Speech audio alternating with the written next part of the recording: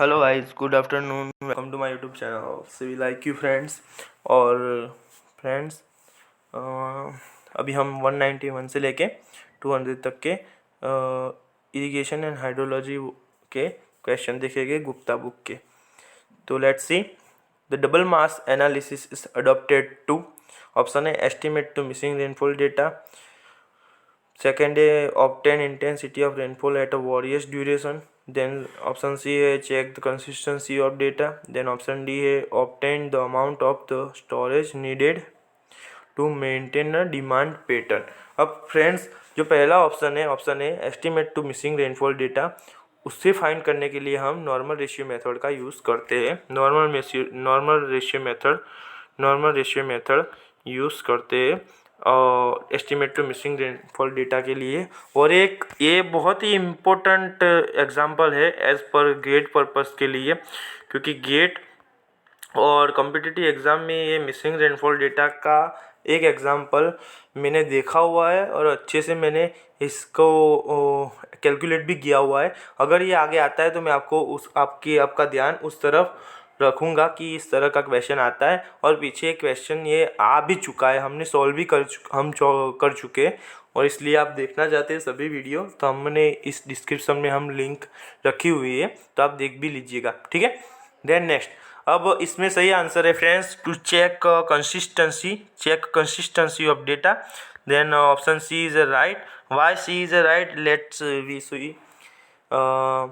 double curve method can be used to detect a change in the consistency precipitation record and determine the amount of adjustment to be applied to make consistent. Okay, तो double mass curve method के लिए वो consistency precipitation record को check करता है और determine the amount of adjust to the apply to make consistence. Okay, तो right answer is C is the right answer for 191 question number.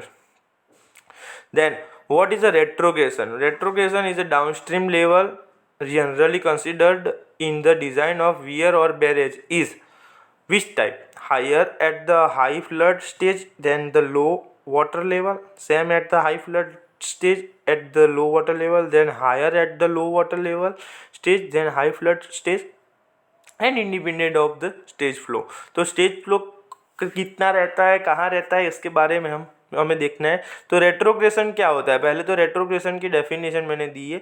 It is a temporary phenomenon which occur after the construction of weir और barrage in the river flowing through the alluvial soil.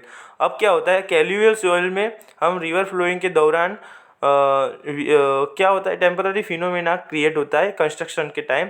ये किस पे create होता है? Wear और barrage पे।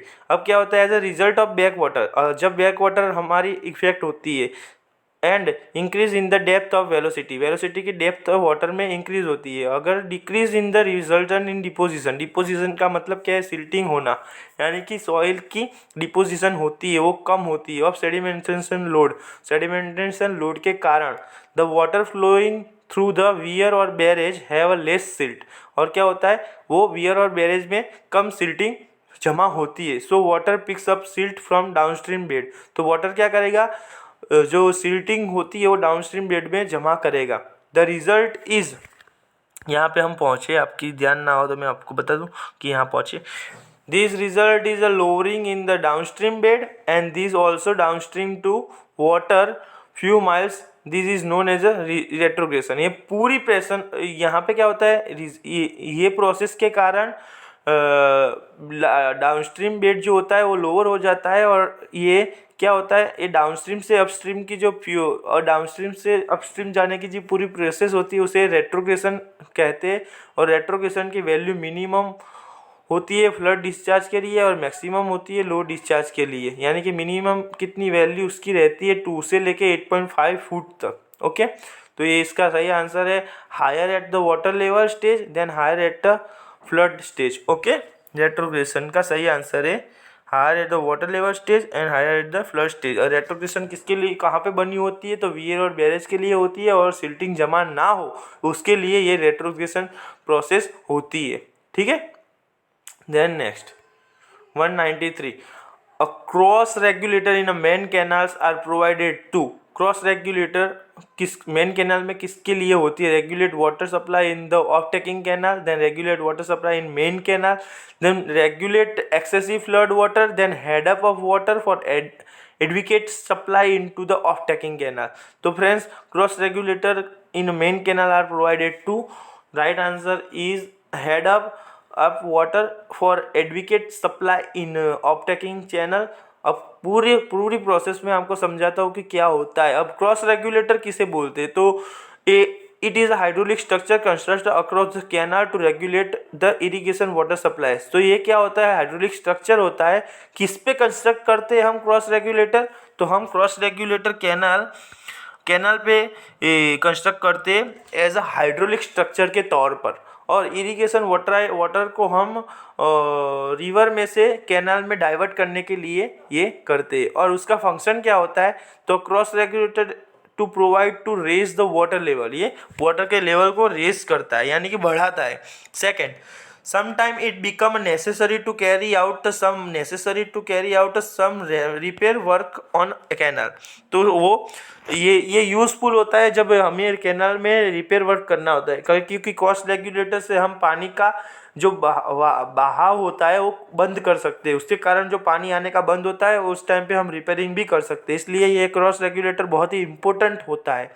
Then next, ये क्या काम करता है? Sometime it is necessary to close the canal below a particular point से when there is no demand for irrigation watering during a particular period.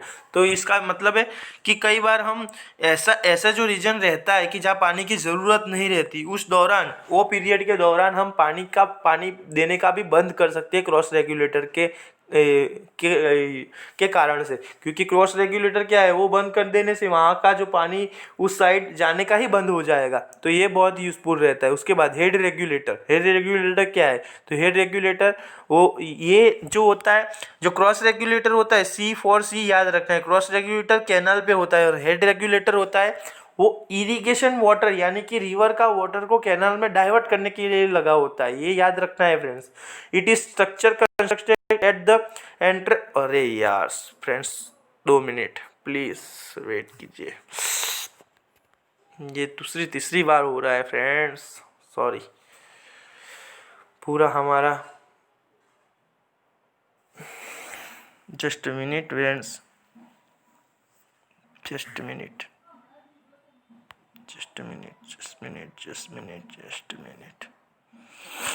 Wait, sorry friends, extremely sorry.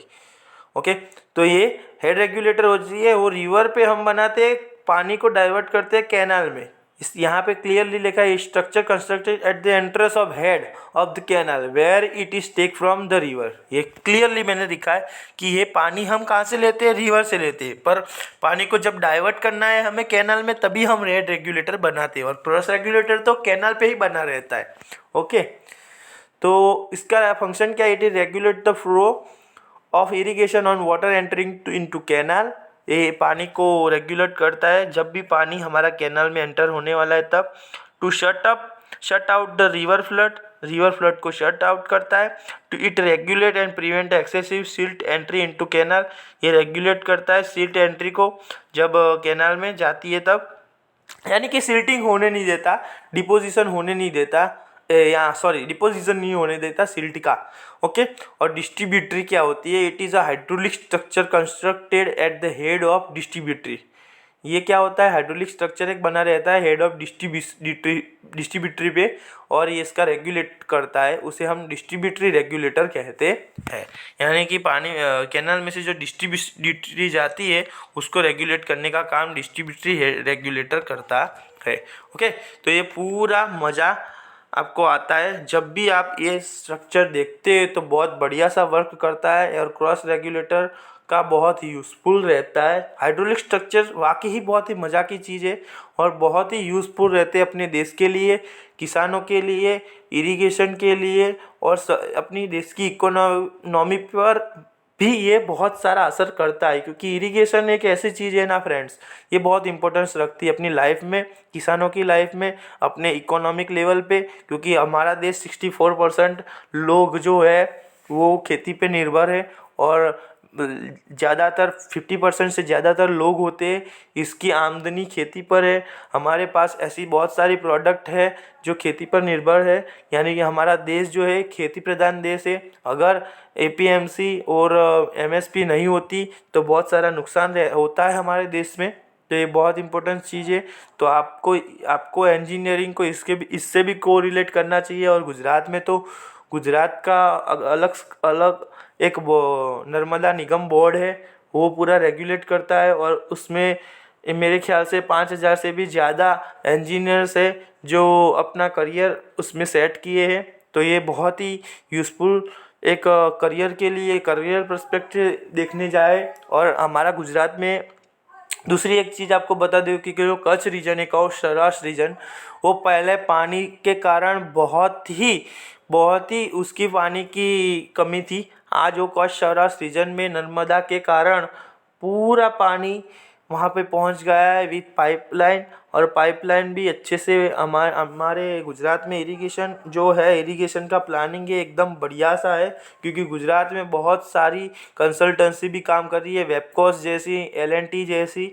और दूसरी आपको चीज़ बता दूँ कि गुजरात में हमारे वैस्मो यानी कि वैस्मो है, GWSS भी है, Gujarat water sanitation system sanitation organisation है, वो पूरा अच्छे से काम कर रहा है। तो बहुत ही बढ़िया वर्क हो रहा है। इसलिए let's see next question 194 for a barrage the axis gradient independent of. तो फ्रेंड्स बैरेज में एक्सिस ग्रेडियंट इंडिपेंडेंट किस पे रहते हैं? The depth of upstream cut off के लिए, the depth of upstream cut off के लिए इंडिपेंडेंट रहते हैं। उसके बाद for the upstream slope and earthen dam, upstream slope के लिए अर्थन डैम में मोस्ट क्रिटिकल कंडीशन कौन सी रहेगी? तो मोस्ट क्रिटिकल कंडीशन अपस्ट्रीम में सडन ड्रो डाउन कंडीशन, यहाँ पे अपस्ट्रीम अर्थ डैम में ये मोस्ट क्रिटिकल कंडीशन रहेगी। ओके, देन अब क्या है कि अपस्ट्रीम में critical condition sudden drawdown है, तो डाउनस्ट्रीम में कौन सी रहेगी? तो डाउनस्ट्रीम में steady seepage, when the reservoir full होता है तब स्टेडी सीपेज होती है। और अपस्ट्रीम में सडन ड्रो डाउन, ये दोनों कंडीशन जो अर्थन डैम में है ये क्रिटिकल कंडीशन है। Okay, then next 196 Bligh's creep theory of seepage assumes. Bligh creep theory क्या अज्यूम करती है? Equal weightage to horizontal and vertical creeps, more weightage to horizontal creeps than vertical creeps, less weightage to horizontal creep and then vertical creeps, and less of head follow a sine curve। तो क्या है? Equal weightage horizontal and vertical creep पे रहता है। Okay, कैसे रहता है? तो हम ब्लिक्स थियरी के बारे में थोड़ा देखते हैं। तो they assume the water will percolate in the foundation of creep. तो ये ब्लिक्स थियरी एज्यूम करती है कि वाटर पर्कुलेट होता है फाउंडेशन में क्रीप के थ्रू। ओके, अब क्या होता है? Joint between the profile of the base of wear and सब सॉइल। अब क्या होता है कि ये वियर एंड सब सॉइल में होता है। The sipping water finally comes out downstream and. Sipping water जो हमारा आता है वो कहाँ से आता है? डाउनस्ट्रीम के एंड से आता है seeping water. And according to Bligh water travel along the vertical and horizontal. वो कैसे ये ट्रैवल करते हैं? हॉरिजॉन्टल, वर्टिकल एंड इंक्लाइन, ये ऐड कर दीजिए, इंक्लाइन भी ट्रैवल करते हैं। तो यहाँ बता सकते हैं कि हाँ, यहाँ पे मैंने लिखा भी है horizontal, vertical and incline path without making any distinction. Okay, तो वो एनी में डिस्ट्रक्शन के बिना वो आते। The total length covered by the percolating to the water till it and emerge out the at the downstream end is called creep length. तो इसे हम क्रीप लेंथ भी बोलते हैं। ये पूरी प्रोसेस को हम, ये जो लेंथ होती है जो पानी वहाँ से आता है उसकी जो पूरी लेंथ रहती है उसे हम क्रीप लेंथ बोलते हैं। Bligh's theory of seepage to assume equal weightage to horizontal and vertical creeps. तो ब्लिक्स थियरी ये एज्यूम होती है equal to weightage of horizontal and vertical creeps के लिए। तो ये इज ए राइट आंसर है। यहाँ पे हम equal to weightage on horizontal and vertical creeps. Okay, right answer is a 196 में। Then next, the sequent peak algorithm is a method used in estimation। तो सिक्वेंट पिक अल्गोरिदम में कौन सी method use होती है एस्टिमेशन के लिए? Maximum possible precipitation in basin, then maximum possible flood peak in catchment, then minimum evapotranspiration from a catchment, then D minimum reservoir capacity needed to meet a given demand. ये D 197 में D is a right answer. Okay, then 198. अब क्या है? Probable maximum flood is, वो क्या answer रहता है? Probable maximum flood कहाँ पे कितना ज़्यादा रहता है? तो probable maximum flood is the standard project of flood of an extremely large river, is a flood adopted in a design of all kind of spillway, is a flood adopted in hydraulic structure, and the extremely large but physically possible flood in the region. तो यहाँ पे probable maximum flood है, extremely large है but physically possible flood in the region. तो D is a right answer. इसका मैंने लिखा है कि probable maximum flood के लिए यहाँ पे extremely large but physical possible flood in the region used in a situation where a failure of structure class life and severe damage. ये कहाँ पे होता है? स्ट्रक्चर का फेलर होता है तभी यूज होता है, और सीवर डैमेज है तभी यूज होता है. Probable maximum flood right answer is 198 का D. Then next, the probable maximum precipitation at a station is which the greatest rainfall of given duration is a physical possible. The rainfall of given duration maximum probability of occurrence, then rainfall of given duration that is imposed to occur. तो ये क्या है? probable maximum precipitation is used to design a major hydraulic structure such as a spillway in a large dam. ये spillway और spillway जो large dam में होते हैं उसके लिए यूज होते हैं. और the appear to be an physical limit to an amount of precipitation that can occur over a given area and given time. तो ये किसके लिए होता है? given area for a given time, यानी कि given duration it is greatest rainfall. तो A is a right answer for 199. Then question number 200.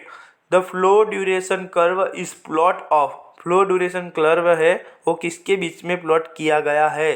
तो ये accumulated flow against the time, तो ये डिस्चार्ज वर्सेस टाइम हुआ. तो पहला तो हाइड्रोग्राफ का दिया हुआ है तो उसके लिए तो नहीं होगा. उसके बाद discharge against time in chronological order, तो सॉरी पहला नहीं दूसरा डिस्चार्ज हाइड्रोग्राफ के. Then the base flow against percentage of the time flow equalled exceeded, तो 200 में सी वो भी नहीं है फ्रेंड्स. और उसके बाद डी है the stream discharge against the time percentage of time of flow is equal to exceeded. तो D is a right answer. तो कैसे राइट आंसर है? तो उसके बारे में लिखा है कि फ्लो ड्यूरेशन कर्व रहता है is a plot of discharge versus percentage of time that a particular discharge was equalled और exceeded the area under the flow duration curve with arithmetic scale gives the average daily flow and median daily flow is percentage 15% value. तो friends ये 200 में D is the right answer for 200. Okay, D is the right answer for question 200. उसके लिए ये होता है. Okay friends, thank you for watching my video. Thank you give me lots of friend following. अभी बड़े नहीं है पर ऐसा बोल रहा हूँ मैं, अगर मेरे बढ़ाओ, थोड़े सब्सक्राइबर बढ़ाओ, मेरे व्यूअर्स को थोड़ा बढ़ाओ. Thank you for watching my video. Thank you so much friends.